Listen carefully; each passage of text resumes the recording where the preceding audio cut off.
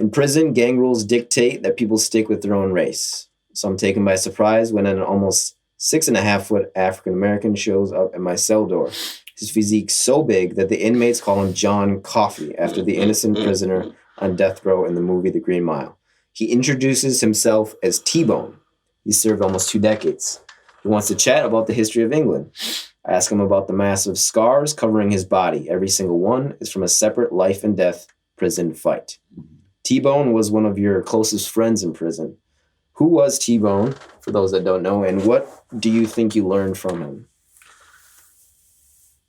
So because of the rules of racial division, I would never have just walked up to T-Bone on the yard and started a conversation with him because he was a huge black guy. When I saw him walk across the yard, almost 6.5 foot, former Marine, biceps bigger than my head, it was like seeing something out of a Conan movie. Yeah. Like Schwarzenegger in his heyday or something. And then when he showed up at my cell, I thought, what's this guy after or something? He's trying to like shake me down for something or other. I'll turn around and see he's just stood there in the doorway and he only had his trousers on. So his body's covered in these scars, not little scars, like horseshoe-sized scars.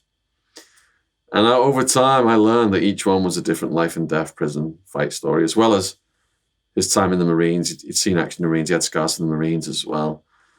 So he was the ultimate prison gladiator. And when I started to write his stories, I said to him, why don't we just use the name Scars as your nickname? And he said, no, he wanted to keep it as T-Bone. Yeah. T-Bone because he was on the football field. I think he knocked out his brother, and his brother collapsed on the field like in the shape of a T-bone steak. There you go.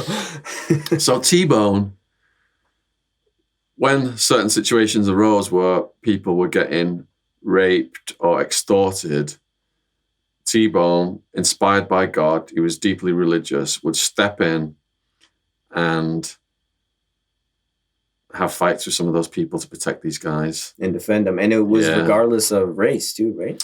Some were regardless of race. And because of that, the prisoners were telling him, you can't do this.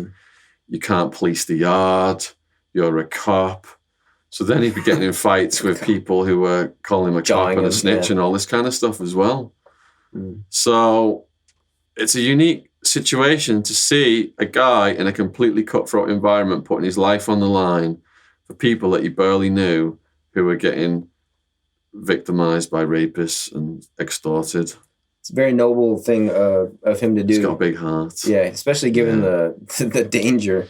And you have many fight stories on your YouTube channel. Short videos, 5 to 10 minutes long, sometimes longer, where you relay a fight story from prison. And T-Bone is featured in many of them. Very entertaining. I would highly suggest people go check those out.